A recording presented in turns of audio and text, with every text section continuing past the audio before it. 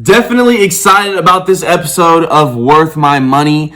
We're going to be talking about my 7th ranked quarterback in this 2021 draft class. Now, in my opinion, there is a huge drop-off from the top 7 and the rest of the field when it comes to this year's quarterbacks. In fact, I would venture to say, I believe that all 7 quarterbacks in this top 7 of this year's draft class would be first-round quarterbacks in previous year's drafts. Maybe not all of them, but when I think some of those lower draft years for quarterbacks, I think all 7 of these guys would be getting their names mentioned in first-round looks. In fact, this first guy that we're going to talk about, I have him at 7th now.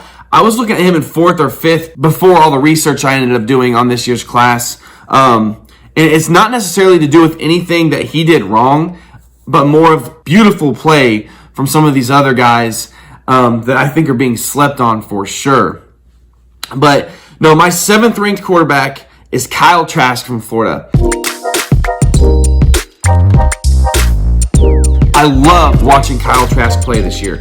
He looked like he belonged there in Florida. Even though this is the only year he started, he looked like he belonged. He was consistent. He was natural. And he played that way on an SEC schedule. Florida's schedule was the 5th overall hardest schedule in all of FBS. He finished 1st in passing attempts. Listen, even though he had 1 year as a starter, that's a huge sample size. This guy threw 437 passes this year. That's a lot of throws. Now, he had some great receivers he was throwing to, but again, he's going against SEC defenses. In fact, I'm so impressed by his stat lines overall. He ranked 2nd in my stat rankings here. When we look at strength of schedule, passing attempts, completion percentage, sacks per attempts, touchdown to interception ratio, ESPN passer rankings, and then we kind of average them all together on a weighted formula.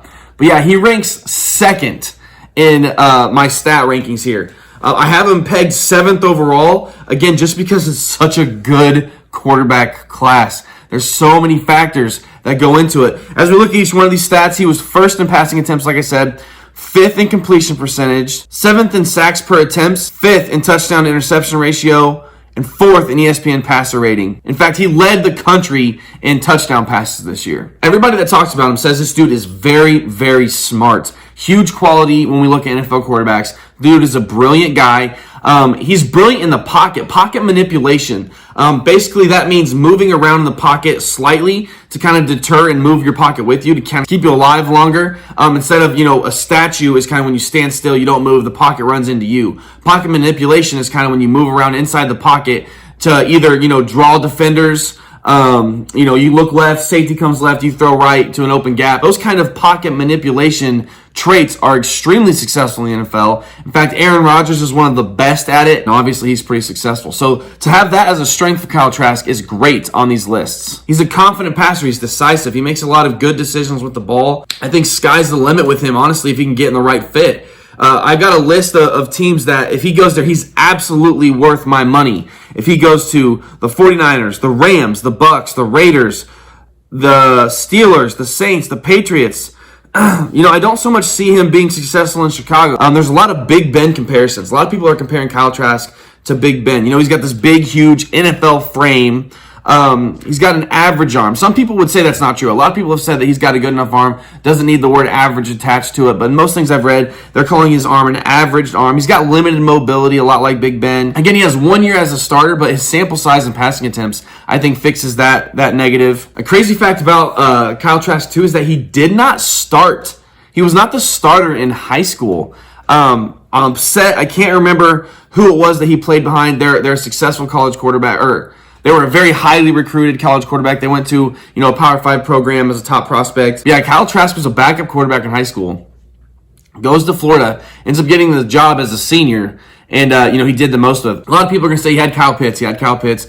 That is an outlier and wrecks all of his stat lines. I don't think that's true. I think he hopefully goes somewhere in the NFL that has a great player like that as well. But a lot of quarterbacks in college have great receivers that are kind of their go-to guys that really help elevate them as a player. And I don't think that should be counted against Kyle Trask. The biggest floor when we talk about any player That's going to help me decide whether or not they're worth my money. It's ugly for Kyle Trask, I'll be honest with you. He played terribly in the bowl game against Oklahoma last year. He completed only 57% of his passes. He threw 3 picks to the number 6 ranked Oklahoma. Is not a good showing, not at all. It's only the second game in his career that he threw less than 2 touchdown passes. But again, when the lights are on, it's clutch time. He had a rough game against a good Oklahoma team. That's the floor, and that's a risk that I think, without that risk, I probably have him higher on this list, honestly. But he really struggled. But guys, when we look at the ceiling with him, if we can surround him in the NFL with, good development and great athletes like Kyle Trask or other studs that are in the NFL, you can get a good supporting cast around him. The ceiling is great. He had 43 touchdowns versus the SEC schedule in one season. 43. That's insane. When you're playing against Alabama, you're playing against LSU, you're playing against Georgia, all these big teams, 43 touchdowns. To me, that's a huge ceiling. A huge ceiling. I mean, he averaged 4 a game. If you just cut that in half in the NFL, average 2 a game for a rookie or a young guy, like that's not a bad career, right? I think it's going to be exciting to see where Kyle Trask lands. I mentioned those teams that would make him absolutely worth my money. I would absolutely love, perfect scenario, he sneaks to the Buccaneers in round 2. I don't think that happens. I think he's a possible first-round pick. I think he's going to go early second round, if not. If he sneaks to the Buccaneers in a later round, and they draft him to sit behind Tom Brady, guys, Kyle Trask is absolutely worth my money, and he's worth yours too. I'm excited to see what happens with Kyle Trask. I have him as my 7th-ranked quarterback. Again, he was second in my stat list. He's got all kinds of potential, and the ceiling is high.